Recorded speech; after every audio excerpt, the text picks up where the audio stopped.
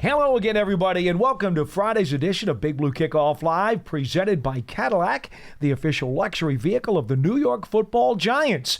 So glad you could join us as we finish out the first week of New York Giants training camp. Our phone number is 201-939-4513. On Twitter, hit us up at #GiantsChat. Or if you're watching us live on YouTube, you can certainly comment or throw questions up on the site, and we'll see what we can do about getting to them. As a reminder, an archive of the show and our entire podcast network is available on the Giants mobile app, podcast platforms everywhere, and at giants.com/podcasts. And as we come to you from the Giants podcast studio, presented by Hackensack Meridian Health, keep getting better, we tell you that today's practice was in a bit of a cooler setting than what we were told by the weather people. They expected it to be sizzling. It wasn't quite as hot, Matt, as I think it was predicted to be. Ooh, I'm going to have to strongly disagree with you there. It was hot as heck in the standing on the sideline I was standing on, at least. I don't know, maybe you got a little bit of shade or something. I don't know, but me, Dan, John, we were sweating it out. I just talked to John. He said you're absolutely right. There was a breeze and it was cooler than they thought. There was a little breeze, I will say, but John halfway through had to go inside and get his hat after saying he wasn't going to wear the hat. So he was talking big. I think so. At the table. I think so. Oh wow, Mr. Sorry, John, Brave. not to throw you under the bus. Yeah, you just exposed him. He went and got his bucket hat halfway through. I do think temperature was in the low to mid 90s. Yeah. And the heat index, as far as I know, did not get over 105, which is what was predicted by the weather people in the area. It wasn't humid, which I will say helped. When it's that hot, plus the humidity, it's unbearable. I wouldn't say it was quite unbearable today, but it was certainly extraordinarily hot. Okay. It was hot. It was warm. I don't like the heat, so maybe we differ there. I tolerate it better, maybe. That's all. Anyway, still, regardless, it wasn't as hot as it was projected to be. That we know. All right. Having said all of that, it was also not exactly the most eventful of practices. In fact, of the three we've had so far this week, it was probably the least eventful in terms of spectacular plays. I jotted down three. You may have a couple to add. I'll give you the quick three that I saw. Before you get into it, I just want to say the reason I think, at least, that today's practice may not have been quite as many fireworks. The first 2 days we got a little spoiled because the offense was focused mainly on red zone work. So there were a lot of touchdowns, condensed field, so the defense made a lot of plays. Mm-hmm. Today, I think most of the snaps, almost all of them, took place on the offense's own half of the field, which there were some big plays, but not quite as many, touchdowns, firework plays when you're working on, your own side of the field sort of offense as opposed to condensed red zone work. Well, that would be a good reason for less scoring. I concur. I concur with that. What I will disagree with is it doesn't matter where you are on the field. A throw can be a really awesome throw, and a catch can be a really awesome catch, no matter where the line of scrimmage is. Of course. And we didn't see much of that today. But I think due to where they were practicing on the field, we saw a lot more like check down, short field throws as opposed to the, longer, deep throws. I know what you're getting at now. You're getting more at the play calls. Yeah. I mean, it was clear. That's fine. For most of practice, at least, the Giants were not, trying to even push the ball down the field, other than the occasional throw, but most of it was short field work. So, all right, well, let's see what I wrote down. 3 plays. In the 11-on-11s, we had Russell Wilson on what appeared to be about a 60-yard bomb down the right sideline. It was a go route, one of those moon balls to Malik Neighbors. Folks, Neighbors is special. I'm not telling you anything you don't know. He's just really, really special because Paulson Adebo was in coverage. He is a terrific player. And then at the very end, when Neighbors was able to get the separation and get the ball, then Adebo stumbled and fell so that he wouldn't have been able to stop him from going into the end zone. But the throw, the catch, everything about it would have made your nightly highlight film. Yeah, I mean, let's start with the throw. The throw is spectacular, but it's nothing that we haven't seen already from Russell Wilson going back to spring with those moon balls. Going back 14 years in the league. Yeah, but at least for us, seeing it in person, obviously, just the last couple months. But again, beautiful throw. Hits Malik Neighbors right in stride. As you mentioned, Paulson Adebo did slip at the very end. It was like right before Malik caught it, and but don't let that take away from the catch or the route run by Malik. I think the reason Paulson slipped was because he was trying to catch up to Malik at the last second, knowing that he was about to give up a 50-yard play, and that is what kind of led to him to slip. It was Malik running by him, outrunning him down the field, which is what led to that slip. But yeah, amazing throw, amazing catch. Paulson Adebo had good coverage on it for most of the play, but Malik just outran him at the end, and then he slipped.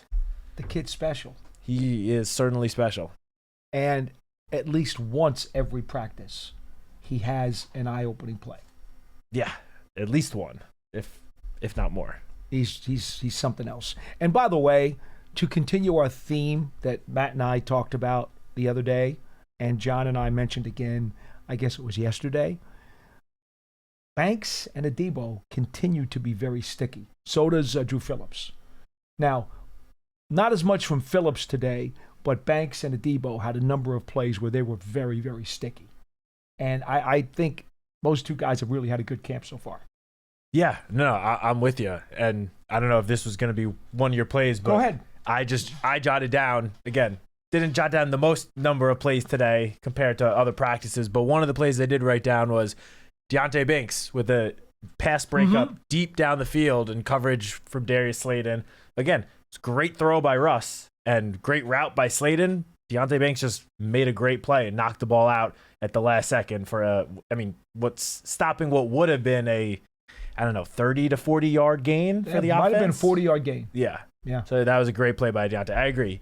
He has given up some plays, but again, we said this on Wednesday. Like, he gave up a touchdown to Malik Neighbors where Malik just made a fantastic, tremendous play to leap over him and catch it when he had great coverage. So it's only been 3 days, but it has been an encouraging start to training camp for Deonte Banks, I would say. That would have been one of my other three plays, or my 3 plays. That would have been one of my other 2. The other one that I had was Winston in the early 7-on-7s. Jameis Winston hits Bly, sliding catch just inside the left sideline. Banks was right there. And the ball was placed perfectly, and Bly made a spectacular sliding grab. And there were some people didn't think he was in bounds. I was right there. He was in bounds. That was sensational play all around. Yeah, that was one of the only 2 plays I wrote down in 7-on-7s. The other one was just another big gain, contested catch.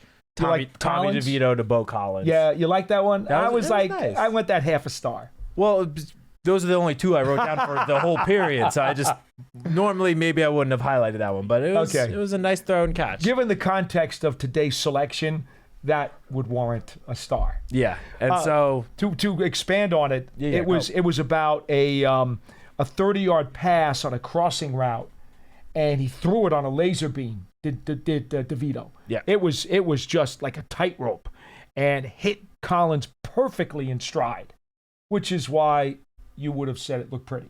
Yeah, it looked nice. It wasn't anything.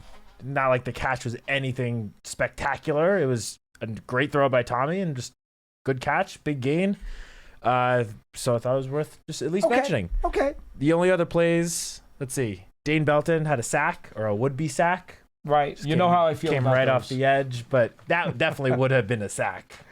It would have taken a Houdini act. I think it would have been because they called the safety blitz and there was nobody home. Exactly, yeah. So I agree. He had a straight line right I agree. Right it would have Jackson been. Dart. It would have been. And then Corey Black he had a deep pass breakup towards the beginning of 11-on-11. His teammates certainly loved it. Yeah, it was a great play. Another deep pass down the field. Again, I don't know, 30 plus yards. I thought it was 30 yards. Yeah. And he just got his hands up at the last second, knocked the ball out. It was just a great play by Corey Black, someone we have not mentioned too often since he's been in the building the last couple months. So deserved a shout out. He made a good play. Yeah, I was looking for anything else. There's one other one, which I'm going to say there's 2 parts to it. There's the defense that made a good play, and then the offense that made a good play. Yeah, the black one, that was the one down the left sideline. Yeah. Yeah, okay. All right. So towards the end, I think it was the last team period, Elijah Garcia had what would have been a sack. He was there in the quarterback's face and, obviously did not hit the quarterback because they don't we don't do that at practice, but he would have had it. But the coaching staff let the play go on. And then your boy, Bryce Ford Whedon, made a fantastic contested catch on the sideline. Again, in a game, it wouldn't have counted because it would have been a sack. But correct, because they let the play go on, Bryce made just a phenomenal contested catch right on the sideline. Got both feet in. The defender was draped all over him. Maintained possession as he was falling to the ground. It was just a great play. And I always say all the time that just because they whistle a play dead in these practices, my bad, because I always say the throw still has to be made and the catch still has to be made. So regardless of whether or not it was whistled for a sack, the wide receivers coach, Mike Groh, is looking at that receiver. And if he drops the ball or doesn't make the catch, it gets marked down. If he does make the catch, regardless of what Dable called a sack in the backfield, the receiver gets credit in the receiver room for making a play. So heads up to you, you're right. I should have counted that as one of my plays because, yes, it was whistled down as a sack, and I fell victim to. No, they didn't even blow the whistle. That's what I'm saying. Like, it would have been a sack, but they let the play go on. Like, the defender, I apologize. I do forget who was in coverage. Didn't blow the whistle? He did not blow the whistle, but it would have been a sack for sure. I was downfield, and when I saw the play, and then Maz goes, no, it was a sack. Yeah, I mean, Elijah Garcia, it was one of those plays where he just ran past the quarterback because obviously he's not going to hit the guy. So then the quarterback scrambled and hit Bryce Ford Whedon. But let me say, the corner did blow the whistle, though, which is why I didn't originally think That's what I was going to say. The cornerback had great coverage. Like, he did not – it's not like he stopped because he thought the play was over. Like, he was running with Bryce Ford Whedon all the way to the sideline. It was just a fantastic placement of a throw and a great catch by Bryce Ford Whedon. It was Banks. Was it Banks? It was Banks. That's the throw from Winston, right? I believe so, yeah. It was Winston to Ford Wheaton, and Banks was right there. Right, like there's nothing he could have done on that play better. It was just Winston put it all like on the sideline, and Bryce Ford Wheaton caught it, was able to keep his feet in bounds. It was right in front of where I was standing. And you brought up Mike Groh. Well, Mike Groh was also standing right there. He was going nuts. Pumping up Bryce Ford Wheaton because it was a fantastic play. When they both got up, you could see how Banks was upset because he thought he probably should have wrestled the ball away. He wanted that ball. Yeah. He didn't get it. No. It was a great catch. No doubt. And I guess one last play, just the final. Yeah, you had another one. All right, the go final ahead. play, which just because it was one of the few touchdowns we should just touch on. Okay, go ahead. Just Jackson Dart. The ball was lined up, I want to say, on like the 15-yard line. It was inside the 20. Jackson Dart hits Cam Skattebo in the corner of the end zone for a touchdown. Skattebo gets both feet in. Nice throw, nice catch.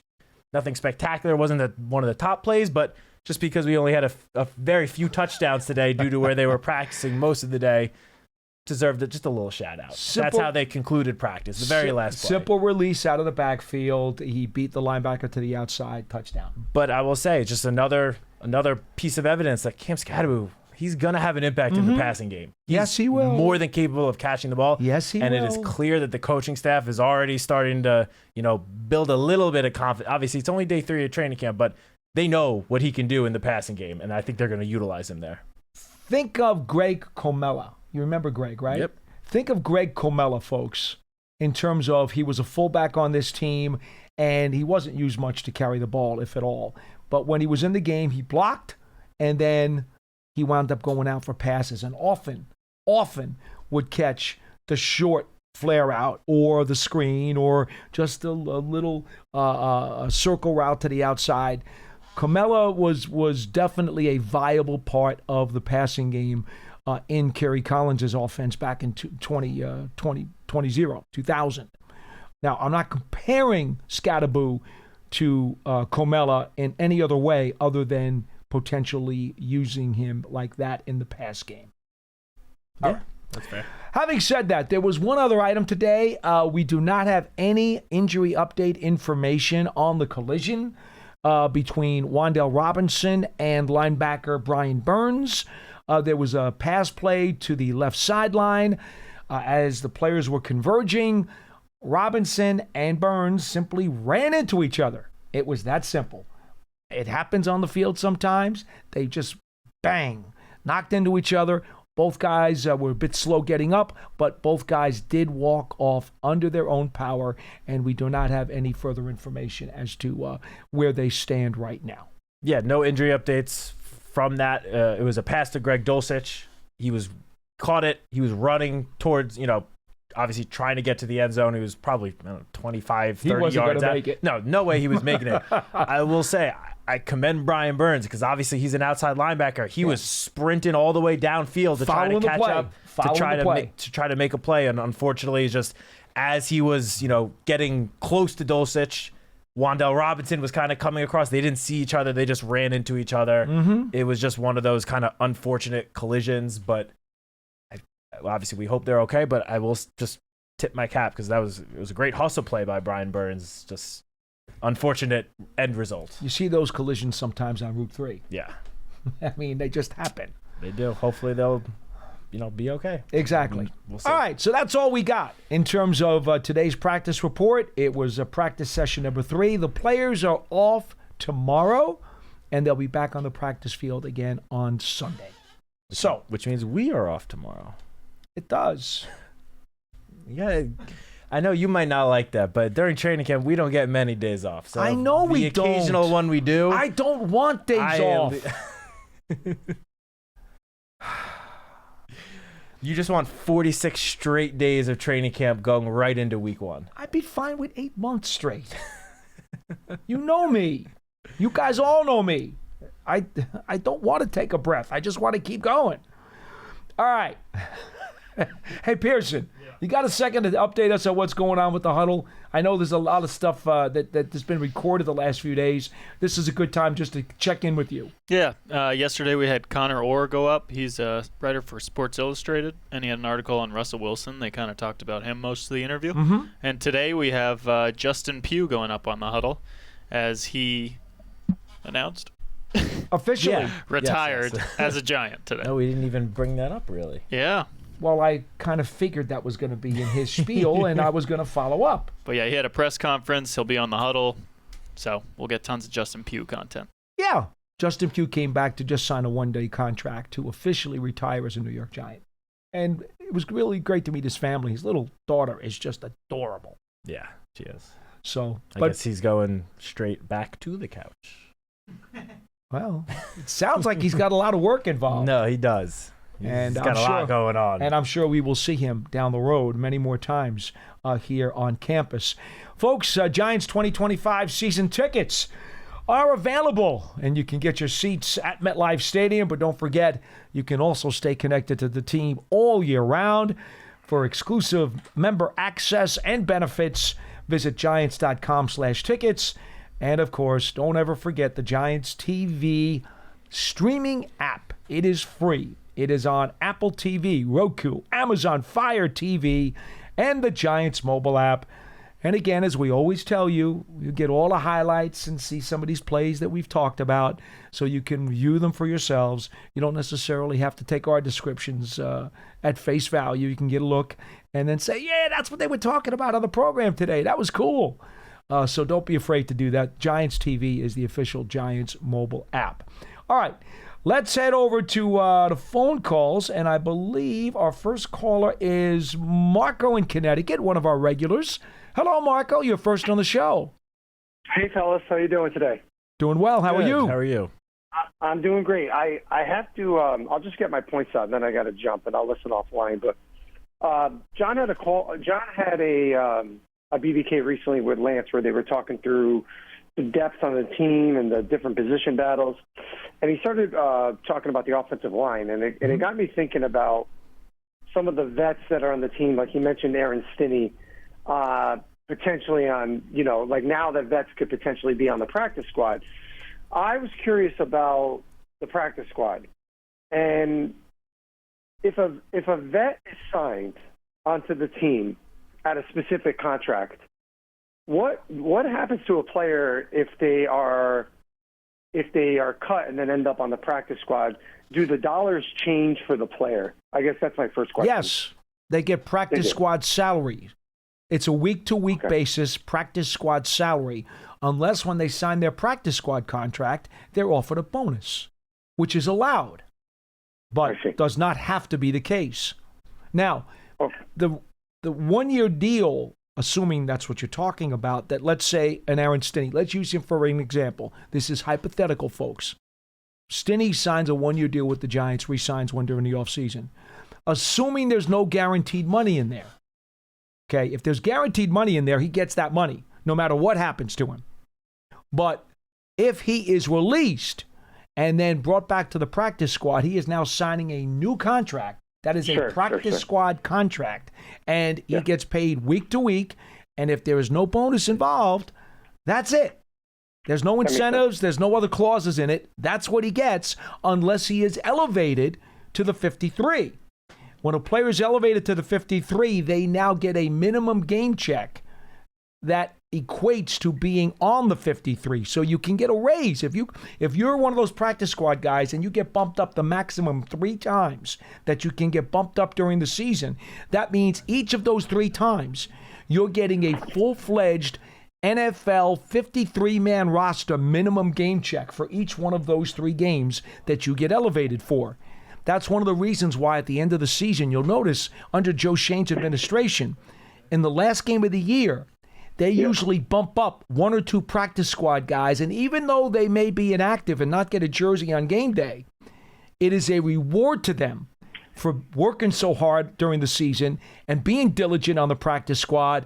It's like, okay, guys, last game of the year, we're going to bump you up and get you a real game check for that final game as kind of, it's in effect, it's kind of like a nice bonus for them.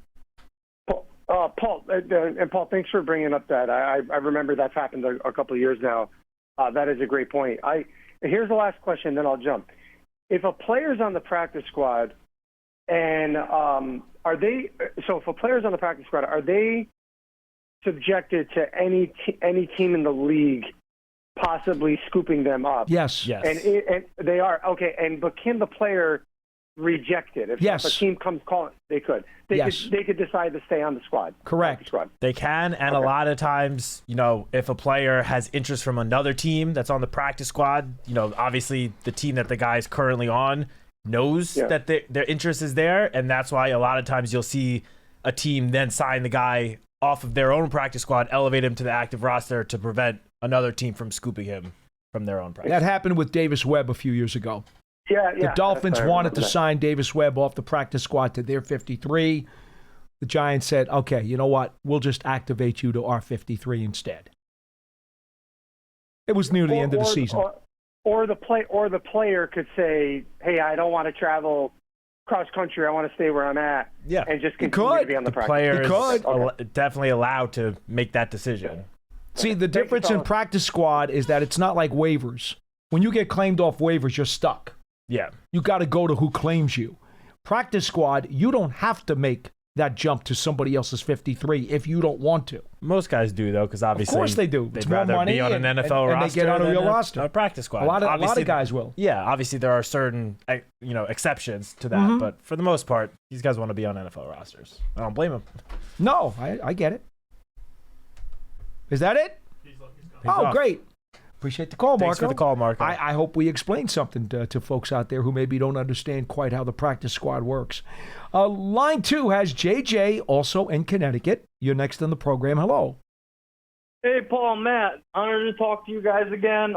Sure. So I'm going to the training camp on Sunday, and I'm looking at the weather report right now. I see that there's a 90% chance of rain in the morning.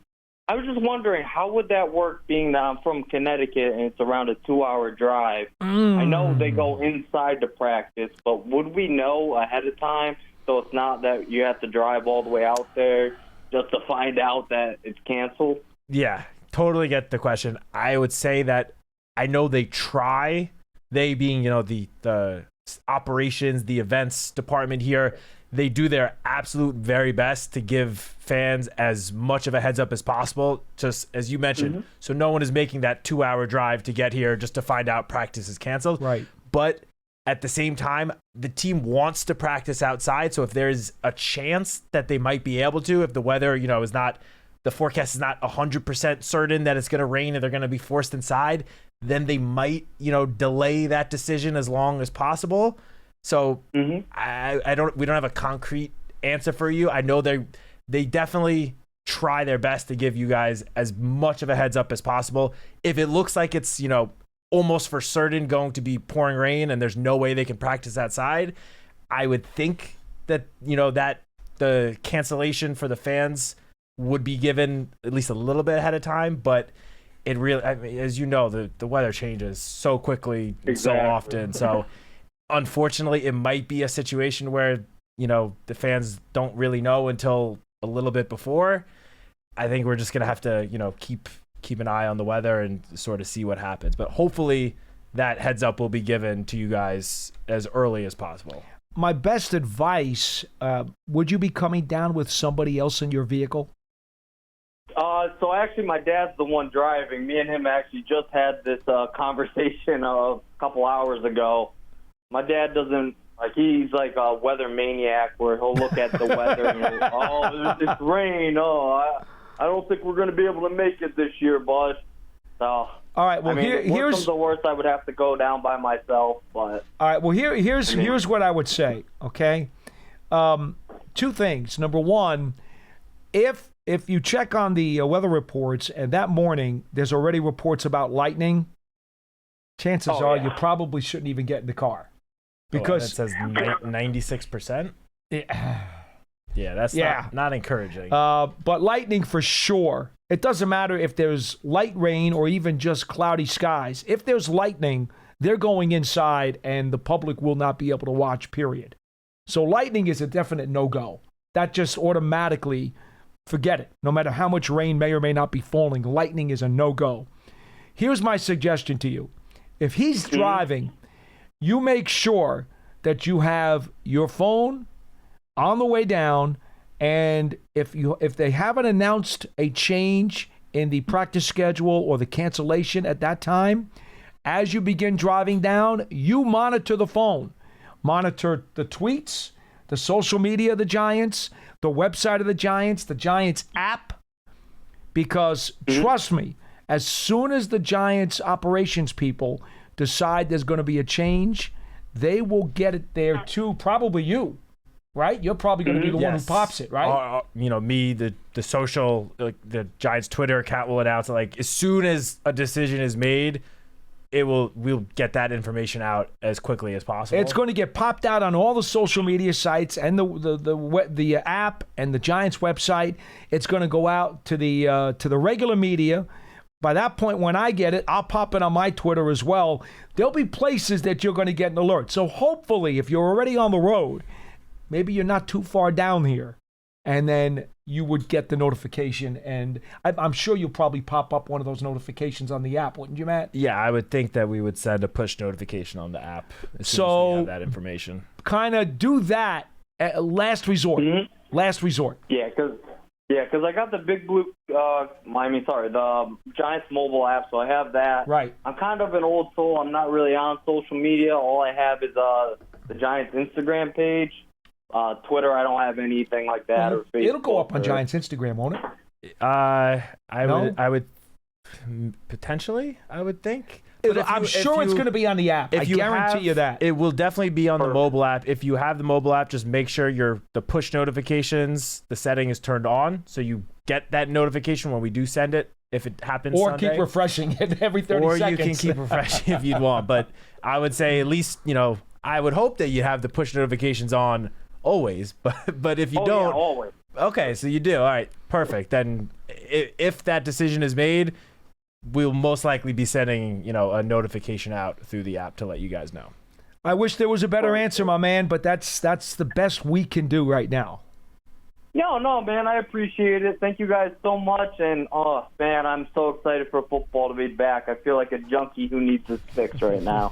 But thank you so much, You're guys. singing my song. Thank you, Be JJ. well. Thanks, JJ. 201-939-4513. Let's go to Jackson in Queens. You're next on the show. Hey, Paul. Hey, Matt. How are you guys doing today? Hi. Good. to How talk you to doing, Jackson? All right. So I want to ask you guys, how many wins do you think is realistically possible? If it's should I be excited for this season? Because last season I was very excited.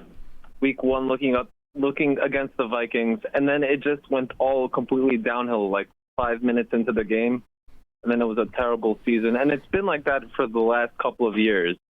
Jackson, do you love the game? Do you worried love about, pro football? I love pro football. Okay. Yeah. Then my answer to you is you should always be excited about the start of the season. I agree, and I also think, unlike last year, there's more to this team that fans should be excited about. You know, obviously we all want to win, no doubt about that. But you know, the development of Jackson Dart is something that is going to be a prolonged process throughout the whole season. You know, he, depending on how the season is going, he could be getting in towards the end of the season. You know, and that's obviously a big part of the future, his development. Abdul Carter, seeing what he can do. Malik Neighbors in year 2. So obviously we want to win and we want as many wins as possible, but I think there are other factors to this season as well that should hopefully keep all you fans interested, regardless of what the win-loss record might be. And do you believe in the coach so far from what you've seen from him, like how his behavior?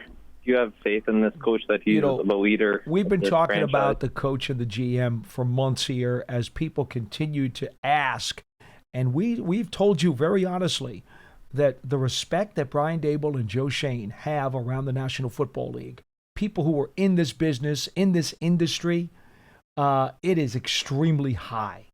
So I get the fact that they haven't won as many games as you would like. They haven't won as many games as they would like either. But that hasn't changed the opinion of those people who are respected and understand football. These guys are graded very highly. So, you know, I don't know what else I can do except to repeat that one more time. Not only that, but I think even more important is they still fully have the respect of everyone in this building. The whole entire locker room loves Coach Daboll.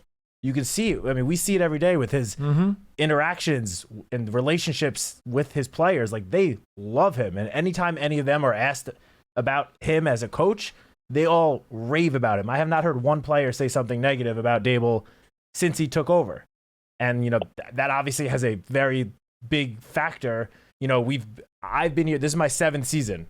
Coach Daboll is my 3rd head coach that I've seen. And I've seen other head coaches, you know, lose the locker room a little bit. Not completely, but I've seen some lose it a lot. Yeah, you've been here longer than I have. Not this guy. Sure, yeah. He has not lost the locker room. They fully believe in him. They fully believe in this team. You know, obviously, the last 2 seasons have not gone how anyone would like. And, you know, following the playoff run, I think the last 2 seasons were a little bit of like maybe a wake-up call to everyone. Like, kind of like shake everyone awake. But they still fully believe in him as a coach. And we see it every single day with his interactions with them, both on and off the field. They love him. So for me, I still have full faith in him, without a doubt. All right. Appreciate the phone call. Thank you guys so much. Ring us up again. Thank you, Jackson. 201-939-4513. We go to our YouTube comments. So a lot of folks are very willing to ask questions on YouTube, and that's fine. It's a way to interact with us. We're good with it. Poppy Sutra says, how are the receivers looking behind Neighbors? He wants to know about Hyatt and Slayton and Robinson. All right. We did not mention Hyatt at the beginning of this broadcast, and I apologize for that. Brian Daboll told us this morning Hyatt had some cramping and tightness yesterday with the hot weather, and therefore they held him out of today's session. Nothing to be alarmed about, but he did have to take today's session off. I apologize. We could have told you that earlier. Slayton and Robinson, we have no update on Robinson. We mentioned that to you before. And as far as Slayton goes, he practiced in full. Yeah, and I mean, in terms of how Slayton looked, I mean, he even said it himself when he spoke to the media. Yesterday. He's just Mr. Consistent. You know, 4 of his 6 years, 700-plus receiving yards, despite what we can just call not the greatest quarterback play. And he still put up consistent numbers. He even said he prides himself on his consistency. And sure enough, that is exactly what we've seen from him these last few days, throughout the spring. He's just consistent. You know, he has been able to, you know, knock off that dropping pass narrative that he might have had earlier in his career. And yeah, I mean, I don't know a better word to describe him as better than consistent because Steady. that's just what he is. Yeah, a synonym for consistent, Right? but yeah. He's just That works too. He's a really good, solid NFL player. Yeah, and he is I mean, that's now the longest tenured Giant, him and Dexter Lawrence. The two players that are remaining from 2019, the only two, Wow. which is kind of crazy to think about. And he even said he doesn't really, yesterday, he said he doesn't really think about it too often until someone like the reporters bring it up to him, and then he thinks about it and he, realizes that's kind of crazy. That He's it's the just old Dex guy. and I. Yeah, him and Dex. Yeah. Tyler Perry says, just tuning in, who was covering Neighbors on the deep ball today? We described that play very thoroughly earlier in the program. Tyler, it was Adebo.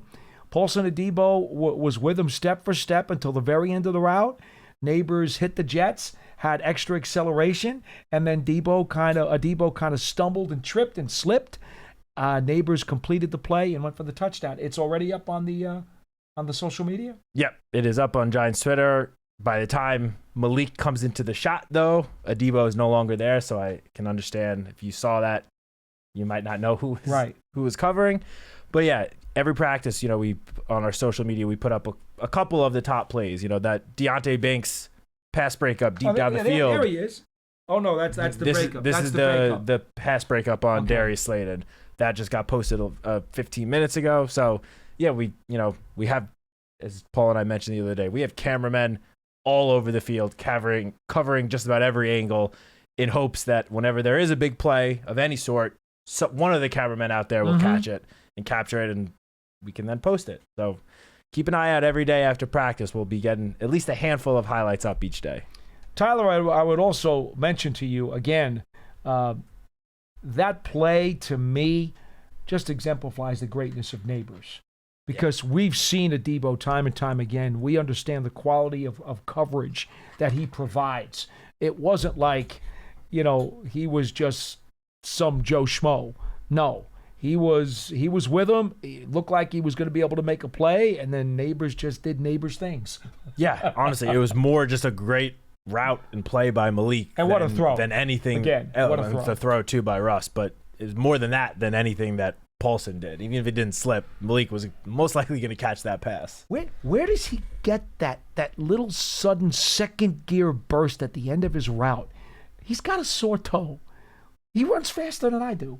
Well, hate to break it to you, that's not really saying much, Paul. No, it's not. But have you seen me power walk? Oh, have I seen you do it every day? Of course I have. But yeah, there's a reason why only going into year 2, he's already considered one of the top, we'll just say 10 to be conservative, but a top 10 receiver in the NFL already, only 1 year into his career. He is special. Dave DeCarl says, who is a more realistic signing, Gabe Davis or Christian Wilkins? I don't know right now that either one is. I don't disagree, but if you're asking who's more realistic between those two, I think the answer is kind of clear. Gabe Davis would be more realistic just because Christian Wilkins, despite he is hurt, and despite whatever injury stuff that's going on, whenever he does sign, he's not signing for some minimum contract. He's signing a big fat contract with whoever agrees to a deal with him. And I don't think the Giants have the cap space to add on another huge contract like that in the middle of the season. So I don't know if either one of them will happen. Right now, I would possibly even lean, barring injuries, lean towards neither one of them happening. But if you had to pick one or the other in terms of who's more realistic, I think the answer would clearly be Gabe Davis. Perry Mack wants to know, who is the spy for mobile quarterbacks? Well, first of all, philosophically speaking, based on what I've seen, it doesn't look like defensive coordinator Shane Bowen really wants to make a lot of use of a spy from what we saw last year. It's not something he really seems to be eager to do. Now, that also could have to do with the personnel and what the scheme they were playing last year. It just didn't fit. Could he potentially do some of that this year? Sure he could. It is possible Abdul Carter has the ability to do that. Talking to Brandon Short, the former Giants linebacker, who's on the Penn State Board of Directors and knows Abdul Carter like a glove, told me very simply, he did some spying at Penn State. So if the Giants ask him to do it, it's not a problem. He's certainly capable and has already done it. We're also getting some comments just about what that is, a spy on a mobile QB. Oh, if you want. Sure, Pearson. Thank you. All right, so to clarify, a spy is basically a roving defensive player who is going to be in the back seven of the defense, and his assignment is to horizontally shadow the quarterback. As the quarterback decides he's going to use some of his mobility, he's going to roll left or he's going to roll right, or even if he's going to just drop back, that spy is supposed to horizontally mirror him or shadow him on the defensive side of the ball. And then if the guy decides to come forward and he starts to take off toward the line of scrimmage, now that spy has to go meet him at the what's the word we're talking when two things collide? What's the word I'm looking for? Geometry. A point of impact? No, not point of impact. I was gonna say collision. Come on, what's the geometry term? I don't know. Point of impact sounds right. No, there's a geometry term. Oh, my teacher from high school. Intersection? Yeah, that'll work. Intersection will work. Okay.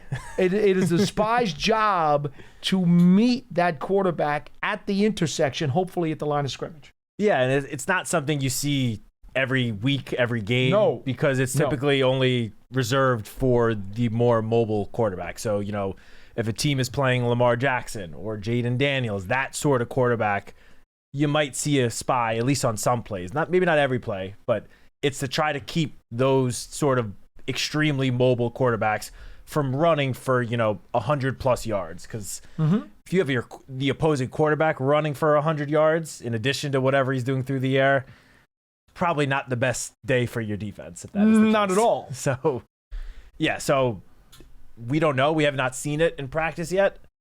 As Paul mentioned, if I had to just guess, Abdul Carter would fit that mold, I think, the best of the personnel that's currently on the team, especially because you could still have Brian Burns and Kayvon on the edge. It's not like you'd be taking out one of your star edge rushers and not really have someone else to then line up at that position. Right. Because that surplus the Giants currently have, it would make sense, but we have not seen it yet. So the can't problem really say for sure. when you go into a spy situation is that the spy's responsibility is simply to shadow that quarterback horizontally. You're taking him out of the rest of the scheme. His only responsibility is to make sure I follow that QB. You're taking a guy out of your defensive scheme because he's now isolated on one player. That's the danger in doing it. That's why teams don't overuse it. Yep. Usually the spy is your nickel linebacker or a strong safety. Usually. Those are the most common positions that are used for a spy. Papi Sutra wants to know, which receivers do you think can sneak on to the 53? Well, we know the top four, at least. Yeah. With Malik, Wandell, Slayton. Better Hyatt. question is how many? Is it going to be 5 or 6? I feel like we have this question. We have this debate every week. Or I was going to say every training camp leading into roster cutdown day. Do the Giants keep 6 receivers, 7, maybe even? 8 might be a lot, but there's no way to keep it 8. No, not 8. Probably 6 or 7. It's I feel like it's typically in that. I would say we've had this conversation many times again. I would think that someone like Amir Smith-Marset has a very good chance because he is also likely to be in the running for the kick returner position, punt and kick return. I don't see how you get rid of Ford Wheaton either. Yeah, because of his abilities as a gunner. That's true. Can't do it. So that's 6. And there's that's also 2 plus the 4. And there are also all the undrafted guys that obviously this is going to be a big 5-6 week period for them to show what they can do. And we've seen some of them already step up throughout the spring and the first couple of days. So the battle for the bottom of the depth chart at wide receiver, I think is going to be one of the most heated and highly competitive battles for any position in camp. I would also say part of the problem, why I think it's a max 6, the 4 plus the 2 we just mentioned, part of the other problem is these tight ends, we've talked about this also all week, these tight ends, none of these guys have done anything that deserves to be cut. Every one of the tight ends, including Terry, who is deep on the tight end depth chart. Yeah, was he 5th? He's made every play he's been asked to make. Yeah, maybe even 6. What has he done wrong? Nothing. He just hasn't had quite as many opportunities as the other But guys. he catches because- everything that's thrown at him. Yeah, that's true. These tight ends, these tight ends are, folks, it's a good tight ends room. I mean, if Dulcich is 5, Terry is 6. Yeah.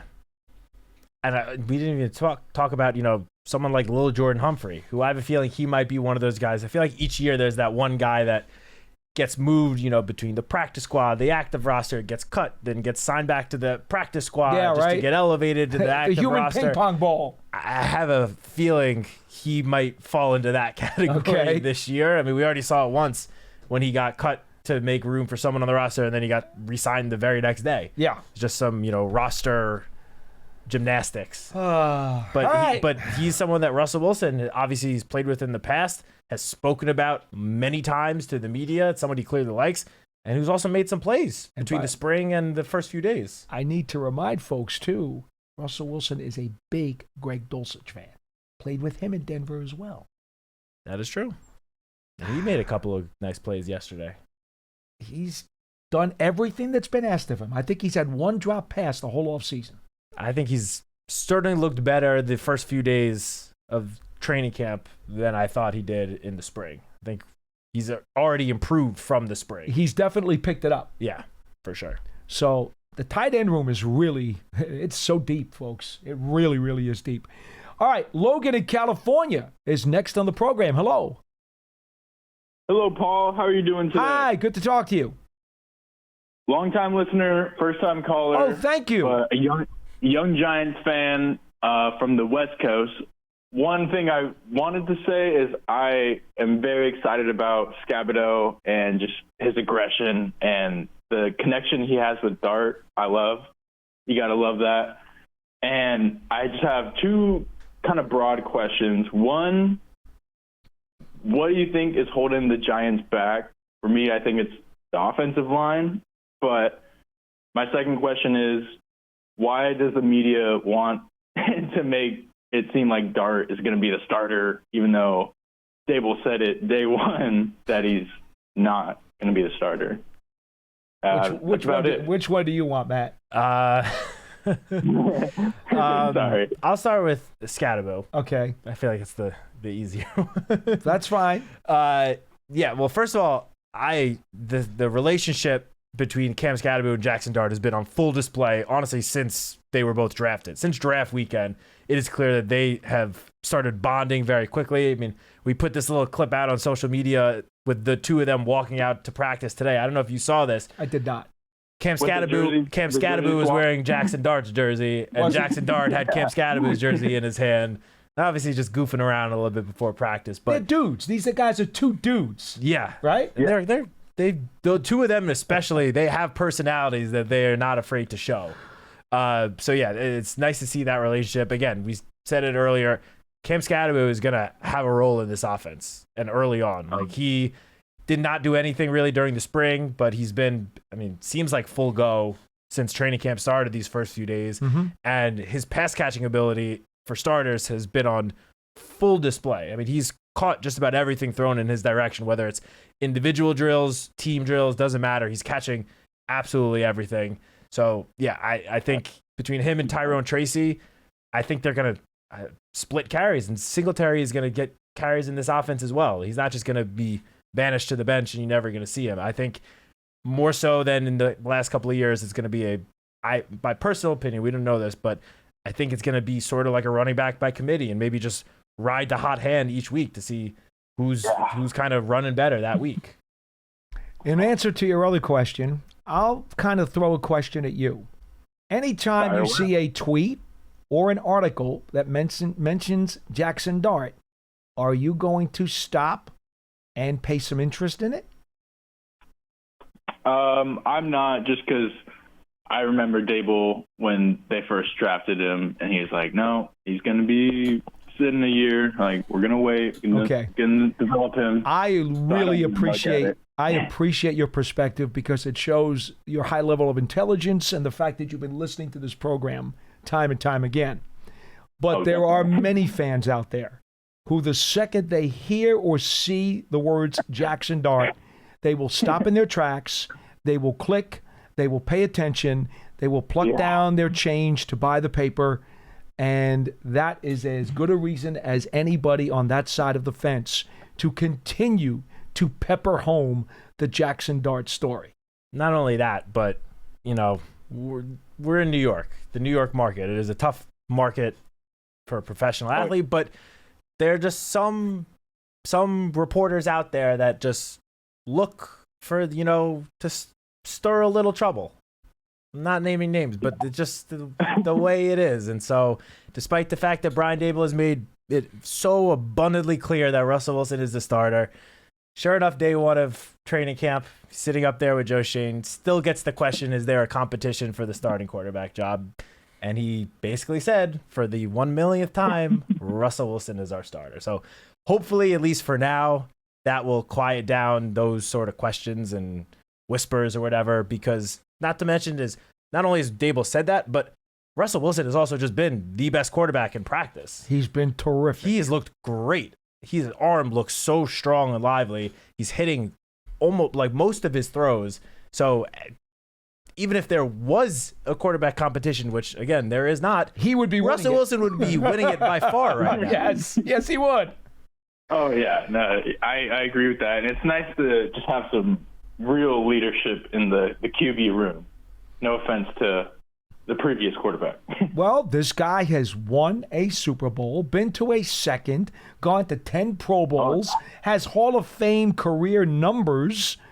There's nothing wrong with saying you have great respect for Russell Wilson. It's perfectly fine. Yeah, I mean, again, the last 3 days, and even going back to the spring, when any single player, whether it was offense or defense, was asked about Russell Wilson, again, nothing but the best positive things, raving about him, about his leadership, saying he knows what he wants. We hear the last 3 days, I feel like every single person has said, Russell Wilson just knows what he wants out of this offense. And he's working with Daboll, with Mike Kafka, to sort of bring some of his ideas and the way that he sort of envisions the offense and collaborate with the two guys who are actually running the offense to make it so everyone is doing they're bringing out the strengths of everybody. I'm going to give you a real quick story from today's practice that'll show you exactly how much Russell Wilson has ingrained himself into this locker room, not just with his receivers or the offense.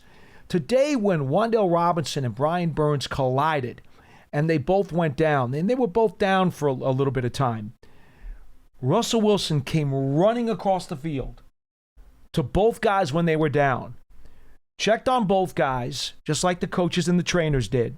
Robinson got up first, and he started to walk away as they took him inside. Burns was still down. Russell Wilson stayed there, and continued to check on Burns until he was satisfied that he could then walk away. How many quarterbacks are going to do that for an outside linebacker? I love that. Man, Paul, you were getting me excited. All right, brother. You have a great day, huh? Thank you. Yes, thanks for taking my call. Anytime. Have a great rest of your weekend. You too. Thanks, Logan. Call back. YouTube question. Little Gio wants to know, how does Russell look throwing over the middle? He's made all the throws.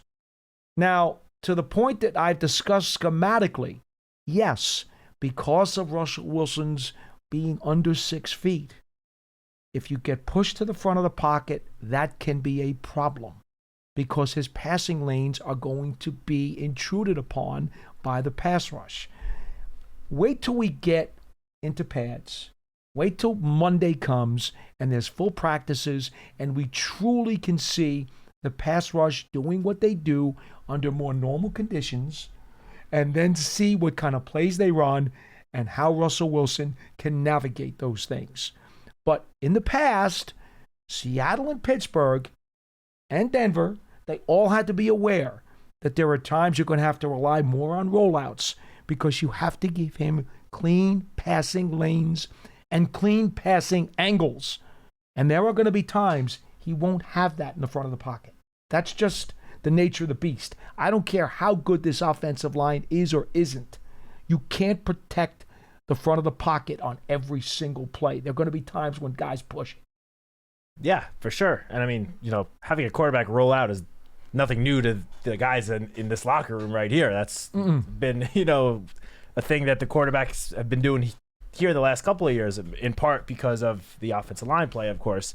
I've just been keeping an eye on the chat, and I see some comments here about, the arm talent between Russ versus Jameis, and saying that some people here are saying that Jameis has more arm talent than Russ. I will just say this. If the two of them had a competition standing at the goal line, who could throw the ball further, Jameis, I think, would probably be able to throw the ball a little bit further down the field. But in terms of accuracy, it's not even close. I'm going to take Russell Wilson throwing a 50-yard pass and hitting his receiver in stride over Jameis. And that's nothing against Jameis. It's just Russell Wilson is one of the best in the league at doing that. And the one thing about Jameis over his entire career has just been he's a little inaccurate sometimes. He makes an amazing throw, but then might come back the next play and have a throw that's a couple of yards off. It's just the way it is. It's sort of the Jameis Winston experience. He's also looked pretty good in the first couple of days. But in terms of, arm strength with accuracy, there's no doubt, and it's not even close, that Russell Wilson is the best quarterback in this room at that. See, the arm strength question to me is immaterial because Russell Wilson's arm is plenty strong enough. If he had a, quote, weak arm, now that becomes an issue. But Russell Wilson has shown all of us, every single practice since he got here, he can make every throw. Not only that, but, some people have been saying, oh, Russ, the last couple of years, he's really his game has started to fall. Well, even if you want to argue that, the one thing you cannot argue by any means is that he's gotten worse or unable to throw the deep pass. That has been his bread and butter these last couple of years. And continues to be. And has continued to show that from the day he stepped onto the field in the spring up until now. He's been hitting those deep passes on such a consistent basis. Folks, that'll do it for today's edition of Big Blue Kickoff Live, presented by Cadillac, the official luxury vehicle of the New York Football Giants. We are done for the week, but we will be back with another live program as we are here every single weekday, 2 p.m. Eastern Time, for a 1-hour live show of Big Blue Kickoff Live. Remember, there is a practice here on Sunday. Check the weather report. We've already had a phone call telling us it could be sketchy, so do check the weather report. Do check all of the Giants' social media platforms. See what's going on Sunday morning. If you see lightning, you know not to come out.